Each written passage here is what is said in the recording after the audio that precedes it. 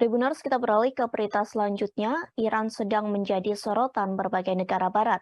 Pasalnya selantas dikabarkan Iran memasok senjata drone mematikan kepada Rusia untuk menyerang Ukraina. Akibatnya, Inggris dan Prancis turut mengecam perbuatan Iran.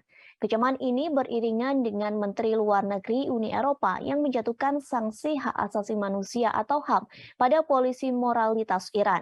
Meski dikecam, namun belum ada rencana untuk merujuk masalah itu ke PBB. Namun memang sumber diplomatik menyatakan masalah itu nyata terjadi. Seorang juru bicara kantor luar negeri, Persemakmuran dan Pembangunan Inggris mengatakan pasokan drone Iran ke Rusia merupakan pelanggaran resolusi Dewan Keamanan PBB. Resolusi tersebut diadopsi 6 hari setelah kesepakatan nuklir ditandatangani oleh Wina. Isi resolusi tersebut meminta negara-negara anggota PBB untuk menahan diri dari tindakan yang merusak implementasi komitmen. Inggris menyebut Iran sedang berperan dalam merusak keamanan global, sehingga Inggris akan bekerja dengan mitranya untuk meminta pertanggungjawaban terhadap Iran atas perilakunya.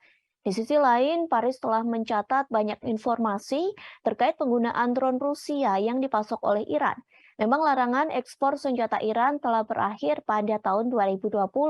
Kemudian kesepakatan nuklir ditandatangani pada tahun 2015. Kesepakatan tersebut berisi larangan segala aktivitas yang terkait dengan rudal balistik hingga 2023. Sehingga Inggris dan Prancis menyebut Iran melanggar rezim kontrol teknologi rudal yang membatasi proliferasi rudal. Sementara Barat memiliki untuk membalikan beberapa sanksi jika menegaskan Iran melanggar kesepakatan tersebut.